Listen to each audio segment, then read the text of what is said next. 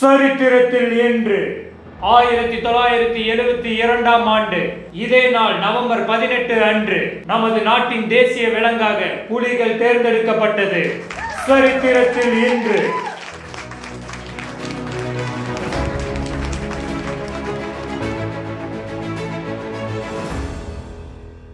Karnataka port fine for fishing in Maharashtra. எவ்வளோ அமௌண்ட்டுன்னு பார்த்தீங்கன்னா 26 லட்சம் ரூபா.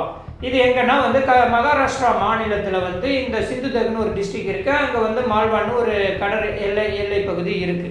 ஸோ அந்த இடத்துல இந்த கர்நாடகாக்காரங்க அவங்க போட் எடுத்துகிட்டு போய் இல்லீகலாக ஃபிஷிங் பண்ணுறாங்க. இதை பெட்ரோலிங் வான் பண்ணி கேட்காதனால அவங்கள பிடிச்சி 26 லட்ச ரூபா ஃபைன் போட்டது இல்லாமல் அவங்க பிடிச்சிட்டு வந்த மீன் ஒரு 4.5 லட்ச ரூபா.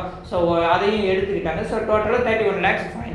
இதுலேருந்து நமக்கு என்ன தெரியுதுன்னா, ஒரு நாட்டில் ஒரு மாநிலம் விட்டு மாநிலம் நம்ம எல்லை மீறி போய் மீன் பிடிக்க போனால் ஃபைன் போடுவாங்க, பிடிப்பாங்க. அப்புறம் எப்படி நம்ம இங்கே நாடு விட்டு நாடு தாண்டி போய் இந்த இலங்கை எல்லைக்குள்ளே போய் நம்ம பிடிக்க முடியும்? ஏன் ஈவன் நம்ம ஈஸியாரில் இருக்கிற ஒரு குப்பம் விட்டு இன்னொரு குப்பத்துக்குள்ளே நீங்கள் மீன் பிடிக்க போனாலே சண்டை வரும். ஸோ இது தெரியாமல் இந்த கச்சத்தீவை மீட்டெடுக்கிற மீனவர்களுக்காக வாய்ஸ் கொடுக்குறேன்னு இந்த அரசாங்கம் பிஜேபியாக இருக்கட்டும், டிஎம்கேவாக இருக்கட்டும், சீமானாக இருக்கட்டும், ஏன் இப்போ புதுசாக கட்சி ஆரம்பிச்சிருக்கிறாரு நடிகர் விஜய், அவர் மீனவர்களுக்கு நான் வாய்ஸ் கொடுப்பேன் அப்படின்னு இதெல்லாம் அரசியல் ஏமாற்ற வேலை. இதை யாரும் நம்பாதீங்க. பெட்டர் யாரும் எல்லை விட்டு எல்லை மீறி போய் மீன் பிடிக்காதீங்க. People want to see SRK and Salman Khan together அப்படின்னு யார் சொல்கிறாங்கன்னா, இந்த ரித்திக் ரோஷனுடைய அப்பா ராகேஷ் ரோஷன். ஏன்னா அவர் தான் இந்த கரண் அர்ஜுன் படத்துடைய இயக்குனர். ஸோ இது 1994 அந்த படம் வந்துச்சு. அந்த படத்தை இப்போ ரீரிலீஸ் பண்ண போகிறாங்களாம் 30 வருடங்கள் கழிச்சு. அதுவும் எத்தனை ஸ்க்ரீன்லன்னா 2000 ஸ்க்ரீனில். இதெல்லாம் ஒரு குழப்பாங்க. அந்த படம் ஆல்ரெடி ஓடிடியில் கிடக்கு, யூடியூப்பில் கிடக்கு, மக்கள் எப்போ வேணாலும் அதை பார்த்துக்கலாம். ஆனால் ஆல்ரெடி இன்னும் ரிலீஸ் ஆகாத படங்கள் 1000 கணக்கில் எடுத்து வச்சுக்கிட்டு இன்னும் அப்படியே போட்டியில் தூங்கிட்டு இருக்கு. அதை பார்த்து அதுலேருந்து ஒரு 40 ஃபிலிம்ஸை செலக்ட் பண்ணி 40 படங்களை ஒரு 50 ஸ்க்ரீனாக 2000 ஸ்க்ரீனில் போட்டிங்கன்னா அந்த 40 படத்தில் ஒரு 5 படமாவது நல்ல படங்களாக ஓடாதான் என்ன, அதில் உங்களுக்கு லாபம் வராதான் என்ன? இதனால் அந்த 40 இண்டிபெண்டன்ட் ஃபில்ம் மேக்கர்ஸ் டெக்னீஷியன்ஸுக்கு புதுசாக ஒரு வாழ்க்கை அமையாதான் என்ன? கொஞ்சம் யோசிச்சு பண்ணுங்கள். அதை விட்டுட்டு இந்த ஆளை ரஜினி படம், அது என்னது சிவாஜி, எம்ஜிஆர் இல்லை விஜய் படம், இந்த பழைய படங்கள் எடுத்து எதுக்கு வெட்டியாக ரிலீஸ் பண்ணிட்டு இருக்கீங்க? Konan O'Brien to host Oscar 2025. ஆமாங்க, 97th ஆஸ்கார் அவர் தான் ஹோஸ்ட் பண்ண போறாரு. ஏப்போ ஆல்ரெடி தான் ஜிம்மி கிமெல், உபி கோல்பர்க், கிறிஸ் ராக், இந்த வில் ஸ்மித் கிட்ட ஸ்லாப் வாங்கினாரு. இதெல்லாம் இருக்கிறப்ப எதுக்கு கோனான் ஓப்ரியன்னா, அவர் இது வரைக்கும் ஆஸ்கார் ஹோஸ்ட் பண்ணதே இல்லையா, அதனால கொஞ்சம் ஃப்ரெஷ்ஷாக இருக்குமா. அவர் ஆல்ரெடி இந்த எம்மி அவார்ட்ஸ் இதெல்லாம் ஹோஸ்ட் பண்ணியிருக்காரு, அதனால எக்ஸ்பீரியன்ஸ் இருக்கும். இது இல்லாமல் அவருக்கு 27 மில்லியன் ஃபாலோவர்ஸ் எக்ஸில் இருக்கிறாங்களாம். அண்ட் ஆல்சோ அவர் நிறைய வைரல் மூமெண்ட்ஸ் பாஸ்டில் பண்ணியிருக்காங்க. ஸோ இதனால இது ஆஸ்காருக்கு ஒரு நல்ல பப்ளிசிட்டியாக இருக்குன்னு அவரை சூஸ் பண்ணியிருக்காங்க. வாட் எவர் இட் இஸ், நம்மளுடைய ஆல் டைம் ஃபேவரட் இந்த யூகே பேஸ்டு ஹோஸ்ட் நம்மளுடைய ரிக்கி ஜர்வைஸ் தான். அவர் இது வரைக்கும் ஆஸ்கார் ஹோஸ்ட் பண்ணது கிடையாது.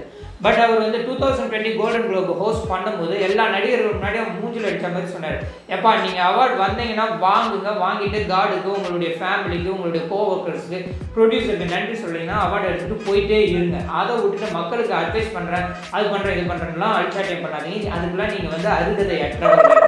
பட் அவர் சொல்கிறதும் ஒரு வகையில் சரிதான். இங்கே நம்ம ஊர்லேயே பள்ளிக்கூடம் கூட சரியாக முடிக்காதவங்க, காலேஜ் டிஸ்கண்டினியூ பண்ணவங்கலாம் ஹீரோ ஆகிட்டு ஸ்டேஜில் போயிட்டு அவார்டு வாங்குறது, இல்லை ஆடியோ லான்ச்சில் ஏறிட்டு மக்களுக்கு அட்வைஸ் பண்ணுறேன்னு சொல்லி நம்மளை போட்டு படுத்துறானுங்க. ஸோ அவங்களாம் இதை நிப்பாட்டிக்கிட்டாங்கன்னா அவங்களுக்கும் நல்லது, சொசைட்டிக்கும் நல்லது, நமக்கும் நல்லது. People Magazine, The Sexiest Man Alive 2024. யாருன்னு நினைக்கிறீங்க? ஜான் கிரசிஸ்கி. வாழ்த்துக்கள். அவருடைய குவைட் பிளேஸ்ங்கிற படத்தெல்லாம் பார்த்துப்பேன், அதோடைய இயக்குனர் அண்ட் ஆக்டர். இதுக்காக ரொம்ப சந்தோஷப்பட்டது அவங்களுடைய மனைவி எமிலி பிளண்ட். ஏன்னா coming to the point, John Krasinski sexiest man அலைவாக சூஸ் பண்ணது நிறைய பேருக்கு உடன்பாடு இல்லை. எங்கள் அதை விட பயங்கரமான அழகான ஆட்கள்லாம் இருக்காங்க. அதுக்கு பீப்புள் மேகசின் என்ன சொல்கிறாங்கன்னா, நாங்கள் முதல்ல அப்ரோச் பண்ணது கிளன் பவல் கிட்ட தான். அவர் இந்த ஹிட்மேன், ட்விஸ்டர், அப்புறம் அந்த டாம் க்ரூஸுடைய மேவரிக் மூவிலெலாம் நடிச்சிருப்பார். அவர் உடனே சொல்லி நான் எனக்கு இப்போ தான் 36 வயசு ஆகுது, அதனால இந்த அவார்டு எனக்கு இப்போ வேணான்ட்டார். சரி, இந்த கிளாடியேட்டர் 2 நடிச்சார்ல அவர் யார், பெட்ரோ பாஸ்கல், அவர்கிட்ட அப்ரோச் பண்ணால் எங்கள் பாருங்க இந்த கிம்மிக்கு, அதான் இந்த குரங்கு வித்தெல்லாம் எங்களுக்கு வேணால், எனக்கு எந்த அவார்டுமே வேணான்னு அவர் சொல்லிட்டார். அதனால தான் சரின்ட்டு நாங்கள் ஜான் கிரசிஸ்கி செக்ஸியஸ்ட் மேன் அலைவாக சூஸ் பண்ணோம். பீப்புள் மேகசின் சொல்கிறாங்க ரீசன்.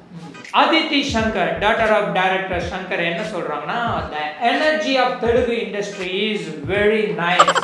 டெஃபினட்டாக அப்படி தான் சொல்லுவாங்க. ஏன்னா இங்கே அவங்கள பயங்கரமாக தமிழ் இண்டஸ்ட்ரியில் ட்ரோல் பண்ணி விட்டாங்க. அண்டு அதனால தான் அந்த பக்கம் ஒதுங்கிட்டாங்க. ப்ளஸ் அவங்க அப்பாவையும் இந்தியன் 2ல் ஓவராக ட்ரோல் பண்ணிட்டாங்க. ஸோ அதனால் அப்பாவும் பொண்ணும் இனிமேல் இங்கே நம்மளால் வியாபாரம் பண்ண முடியாது, அதனால் பக்கத்து மாநிலத்துக்கு போயிடுவோன்னு அங்கே போயிருக்காங்க. So let them have good time in Telugu film industry. நான் தாயாக ஆசைப்படுகிறேன் அப்படின்னு யார் சொல்றாங்கன்னா நடிகை தமன்னா. என்னடா இது, நேற்று தான் நடிகை சமந்தாவும் சொன்னாங்க நான் தாயாக ஆசைப்படுறேன், இப்போ இவங்களான்னு. இது என்ன சீசனா? ஆளுக்கு நடிகைகள்லாம் நான் தாயாக ஆசைப்படுறேன்னு. வாட் எவர் மிஸ் தமன்னா, நீங்கள் தாயாகிறீங்களோ இல்லாட்டி வந்து அரண்மனை படத்தில் பேயாகிறீங்களோ, ஆனால் அது வந்து ஒரு ப்ராப்பரான ஒரு நேச்சுரல் வேல நீங்கள் தாயானீங்கன்னா எங்கள் எல்லாருக்கும் சந்தோஷம், உங்களுக்கும் சந்தோஷம். பிகாஸ் ஆல்ரெடி இந்த நயன்தாரா, பிரியங்கா சோப்ரா இவங்கெல்லாம் வந்து இந்த சரோகசி மூலமாக வந்து தாயாக இருக்கிறாங்க. கேட்டால் வந்து எங்களுக்கு பாடியில் உடல் உபாதைகள் இருக்குது அப்படி இப்படின்னு. ஏங்க ஆடுறதுக்கும் பாடுறதுக்கும் உடல் உபாதைகள் இல்லையாகும் அப்படின்னு நமக்கு கேள்விகள் கேட்க தோணும். பட் வாட் எவர் இட்ஸ், அது அவங்களுடைய ஓன் டெசிஷன். பட் நீங்கள் எல்லாருமே சமந்தாவாக இருக்கட்டும், தமன்னாவாக இருக்கட்டும், நீங்கள் நேச்சுரல் வழியில் தாயானீங்கன்னா உங்களுக்கு சந்தோஷம், எங்களுக்கு சந்தோஷம். தினமலர் பேப்பரில் இந்த வாட்ஸ்அப் மெசேஜ் பார்த்தேன். இது கைண்ட் ஆஃப் ஃபன்னியாக தான் இருந்துச்சு. இதில் வந்து மெதுவாக செல்லவும், ரெண்டாவது இதில் வந்து மிகவும் மெதுவாக செல்லவும், மூணாவது ஃபோட்டோவில் பார்த்தீங்கன்னா உசுரை கையில் பிடிச்சிக்கிட்டு செல்லவும். ஆமாங்க, இந்த கால்நடைகளால் வந்து நமக்கு இந்த பெட்ஸாலையும் கால்நடைகள் ஸ்ட்ரைட் டாக்ஸாலேயும் வந்து நிறைய ஆக்சிடென்ட்ஸ் நடக்குது. கவர்மெண்ட் தான் அதுக்கு இது பண்ணணும். பட் இது ஒரு நல்ல ஒரு ஃபன்னி மீம் தான் இது. அண்ட் அதுக்கு கீழே வந்து இன்ஸ்டா பேஜில் வந்து பாட்னாவில் வந்து புஷ்பா 2 வந்து விளம்பரப்படுத்துறதுக்காக தனி விமானத்தில் நம்மளுடைய அல்லு அர்ஜுனும் கூட ஒரு பெண்ணும் போயிருக்காங்க. நான் கூட சரி அல்லு அர்ஜுனுடைய மனைவி தான் பக்கத்தில் நிற்கிறாங்க அப்படின்னு பார்த்தா அது ராஷ்மிகா மண்டானா. ரஷ்மிகா மண்டானா எல்லா இடத்துலையும் இருக்காங்க. விஜய் படத்துலையும் இருக்காங்க, ரன்வீர் கபூர் படத்துலையும் இருக்கிறாங்க, இங்கேயும் இருக்கிறாங்க. சரி, கர்நாடகாவில் அவங்களுடைய பாய் ஃப்ரெண்ட் யார், ரிஷப் செட்டியா ரக்ஷித் செட்டி யாரோ ஒருத்தர், அவங்ககிட்ட அந்த காதலை துண்டிச்சது பார்த்தீங்கன்னா அவங்களை எவ்வளோ உயரத்துக்கு கொண்டு போயிருக்காங்க. வாழ்த்துக்கள் Rashmika Mandanna. Sports, the most watched boxing யாருக்கு? Mike Tyson versus the YouTuber boxer யார்? அவர் ஜாக் பால் வந்து ஜெயிச்சிட்டாரு. மைக் டைசன் தோத்துருந்தாலும் அவர் வந்து தீர்ப்புகள் மூலமாக நான் தோத்துருந்துருக்கலாம், பட் என்னுடைய மனநிலையில் நான் தான் அதை வெற்றி அடைஞ்சதை உணர்றேன் அப்படின்னாரு. இருந்தால் அவருக்கு வாழ்த்துக்கள், ஏன்னா அவருக்கு 58 வயது, பல உடல் உபாதைகள்லாம் இருந்துச்சு. அதை மீறி தான் இந்த போட்டிக்கு வந்திருக்காரு. அவர் இதுவரைக்கும் வந்து 59 மேட்ச் ஆடி இருக்கிறாரு. அதில் 50 வின்னு, அதில் 7 லாஸ்ட்டு, 2 வந்து விட என்ன ட்ராவ் ஆகி போச்சு அப்படின்றாங்க. இந்த அதில் 22 நாக் அவுட், அந்த 22 நாக் அவுட்டில் 12 நாக் அவுட்டை ஃபர்ஸ்ட் ரவுண்ட்லேயே நாக் அவுட் பண்ணியிருக்காரு. அந்த 12ல் ஒரு மேட்ச் வந்து முதல் 90 செகண்ட்ஸ்லேயே நாக் அவுட் பண்ணியிருக்காரு. வாழ்த்துக்கள் Mike Tyson. Cricket, Sri Lanka versus New Zealand one day நடந்துட்டு இருக்கு. 3 ஒன் டே. முதல் ஒன் டே ஸ்ரீலங்கா ஜெயிச்சிட்டாங்க. ரெண்டாவது ஒன் டேல அகைன்ஸ்ட் ஸ்ரீலங்கா வந்து நியூசிலாந்து வந்து ஜெயிச்சிட்டாங்க. 210 டார்கெட் இருந்துச்சு, அது ஸ்ரீலங்கா ஈஸியாக பீட் பண்ணிட்டாங்க. And west Indies versus England, அங்கே வந்து 5 T20 வந்து விளையாடிட்டு இருக்கிறாங்க. அதில் வந்து முதல் 3 T20 வந்து ஆல்ரெடி அவங்க ஜெயிச்சிட்டாங்க. யார்? இங்கிலாந்து. பட் வெஸ்ட் இண்டீஸ் இந்த 4வது T20யில் வந்து ஒரு ஹை டார்கெட் எவ்வளோனா வந்து 218, அது 219 வந்து ஹோப் அண்டு லூயிஸ் 68-54 அடித்து ஜெயிச்சிருக்கிறாங்க. வாழ்த்துக்கள் வெஸ்ட் இண்டீஸுக்கு, ஒரு கௌரவ வெற்றி. ப்ரோ கபடி மேட்சஸ், ப்ரோ கபடியில் வந்து தமிழ் தலைவாஸ் வந்து ஹரியானா டீம் கிட்ட தோத்துட்டாங்க. இது அவங்களுடைய 6வது தோல்வி. ஸோ வருகிற மேட்ச்சில் வந்து அவங்க ஜெயிப்பாங்கன்னு நம்ம எதிர்பார்க்குறோம். ஹரியானா வந்து கண்டினியூஸாக நிறைய மேட்சஸ் 10 மேட்ச்சில் 8 மேட்ச் ஜெயிச்சு அவங்க முதல் இடத்துல இருக்கிறாங்க. பெண்களுக்குரிய ஹாக்கி ஏசியா சாம்பியன்ஷிப் வந்து நம்மளுடைய இந்தியாவில் நடந்துட்டு இருக்கு. எல்லா ஏசியன் அணிகள் சவுத் கொரியா, ஜப்பான், மலேசியா, சீனா எல்லாருமே எல்லாம் போட்டிட்டு இருக்கிறாங்க. இதில் வந்து நேற்று மேட்ச்சில் வந்து ஜப்பானை 3-0 வந்து இந்தியா ஜெயிச்சிருக்கு. இதனால் அடுத்து நடக்க போகிற 2 அரையிறுதியில் வந்து முதல் அரையிறுதியில் சீனா வந்து மலேசியாவை மீட் பண்ணுது. அண்ட் இந்தியா வந்து அகைன் ஜப்பானை மீட் பண்ண போகுது. ஓகே, வாழ்த்துக்கள் இந்தியன் ஹாக்கி டீமுக்கு, பெண்கள் அணிக்கு. சமீபத்தில் மெக்சிகோவுடைய ஃபுட்பால் டீம் வந்து சரியாக பர்ஃபார்ம் பண்ணாமல் தான் இருந்துட்டு இருக்கிறாங்க. ஏன்னா கோப்பா அமெரிக்கா ஜூலையில் நடந்ததில் கூட சரியாக விளையாடலை. அதனால ரொம்ப கோவப்பட்டு அப்போ இருந்த ஜைமா லொசானா அப்படிங்கிற வந்து கோச்சை தூக்கிட்டு இப்போ இருக்கிற சேவியர் அகோரா வந்து கோச்சாக போட்டாங்க.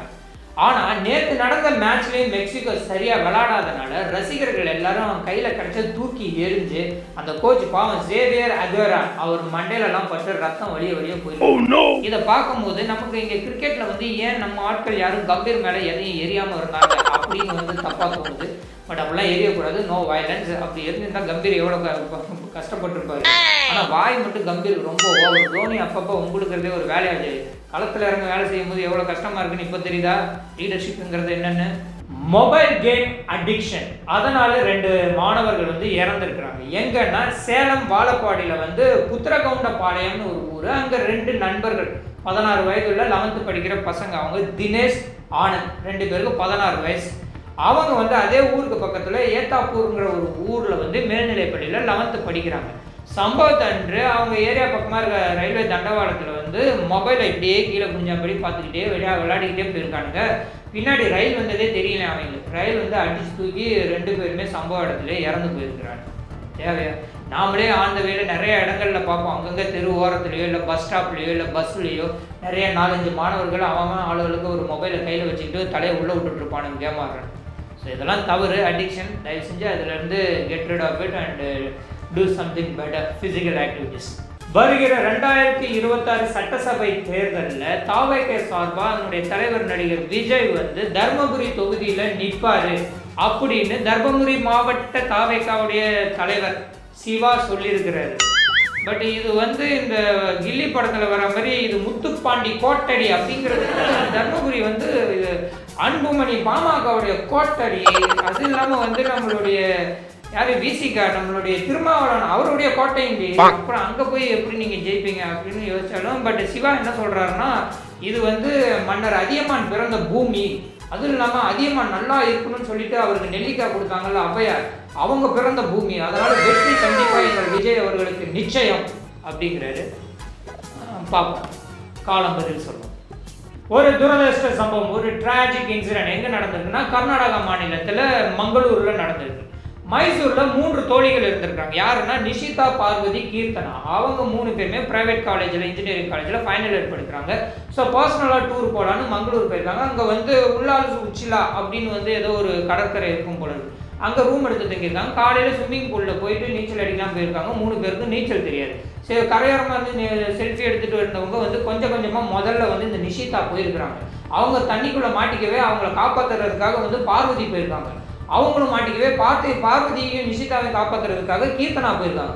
கடைசியில் 3 பேருமே தண்ணியில் வந்து மூழ்கி இறந்து போயிட்டாங்க. எவ்வளோ துரதிருஷ்டம் சம்பவம் பார்த்தீங்களா? ஸோ ப்ளீஸ் இந்த மாதிரிலாம் பேரண்ட்ஸுக்கு தெரிஞ்சு போனாங்களா என்னன்னு தெரியல. சேஃபாக இருங்க. நீச்சல் தெரிஞ்சால் உள்ள ஸ்விம்மிங் பூலில் இருங்க. அப்படி இல்லாட்டினா வந்து உங்களுடைய எல்லைக்குள்ளே இருக்கும். இறந்து போன அந்த 3 பெண்களுடைய குடும்பங்களுக்கு எங்களுடைய ஆழ்ந்த இரங்கலை தெரிவிச்சு. மணிப்பூர் இனக்கலவரம், இனப்படுகொலை, இதுக்கு ஒரு எண்டே இல்லையா அப்படிங்கிற மாதிரி இருக்குது. இந்த மெத்திஸுக்கும் குக்கீஸுக்கும் இடையே இருக்கிற இந்த பிரச்சனை போன வருஷம் மே மாதம் ஆரம்பித்த பிரச்சனை இன்னும் அப்படியே போயிட்டே இருக்குது. இதனால் 250 பேர் இது வரைக்கும் இறந்துருக்கிறாங்க. அண்ட் 60,000 பேர் வந்து இடமாற்றம் செய்யப்பட்டிருக்கிறாங்க. இதில் நேற்று ரொம்ப கொடூரமாக வந்து அது என்ன இடம் வந்து பராக் ரிவர், அந்த கரையோரமாக வந்து 3 பெண்கள் 3 குழந்தைகளுடைய சடலம் வந்து சாக்கு முட்டையில் கட்டி வந்து ஒதுங்கிருக்கு. அண்டு இதனால் வந்து அவங்க வந்து இந்த அமைச்சர்கள் எம்எல்ஏ வீட்டெல்லாம் வந்து நெருப்பு வச்சு கொளுத்தி நிறைய பெரிய கலோபரமாக இருக்குது. ப்ளீஸ் அரசாங்கம் பிஜேபி தானே அங்கே இருக்குது. அண்ட் சென்ட்ரல் கவர்மெண்ட்டும் வந்து இதுக்கு ஒரு பெரிய தீர்வை கண்டுபிடிங்க. அவங்களுக்கு ஒரு நிம்மதியான வாழ்க்கையை கொடுங்க ப்ளீஸ். நடிகை கஸ்தூரி கைது, இது தந்தியில் வந்த நியூஸ். இதே பக்கத்தில் தினகரன் பேப்பரில் ஆபாச நடிகை கஸ்தூரி கைது அப்படின்னு. இதிலே தெரியுது வன்மம் யார் பக்கம் இருக்குன்னு. ஸோ திமுகவை ப்ரமோட் பண்ணிட்டு அதுக்கு சப்போர்ட்டாக இருக்கிற தினகரன் பேப்பரில் இப்படி வருதுன்னா ஸோ இவங்க திமுககாரங்க தான் இவங்க மேலே வன்மத்தை கக்கிக்கிட்டு இருக்காங்கன்னு மட்டும் நல்லா தெளிவாக புரியுது. But whatever it is, அவர் இன்னும் ரொம்ப கேவலமாலாம் எழுதியிருந்தாங்க. அவங்க வந்து அந்த பண்ணை வீட்டுக்கு ஹைதராபாத்துக்கு தேடி போனாங்களாம். எல்லா ரூமும் தேடி பார்த்து சிக்கலையாம். கடைசியாக ஒரு பெட்டுக்கு அடியில் ஏதோ மல்லிகைப்பூ சென்ட்டு வாசனை வந்துச்சான். அங்கே போய் பார்த்தா இவங்க இருந்தாங்களாம் அப்படி இப்படின்றாங்க. ப்ளீஸ், உங்கள் கட்சியில் யாரும் பேசாததா, இல்லை பிஜேபியில் இருக்கவங்க பேசாத, சீமான் ஐயா பேசாததா, என்னன்னா அந்த அம்மா பேசின தப்பு தான் மன்னிப்பும் கேட்டுட்டாங்க அவங்க. ஏன் இதிகாசத்தில் இல்லாத பிரச்சனை, ஏன் கோவில்களில் இல்லாத அந்த சிலைகளில் இல்லாத ஆபாசங்களையும் அந்த அம்மா பேசி போச்சு. இனிமேல் பேசாதீங்கன்னு அவங்கள வந்து வார்ன் பண்ணி அனுப்பிச்சி விடுங்க. மன்னிச்சு விடுங்க. மன்னிப்போம், மறப்போம்.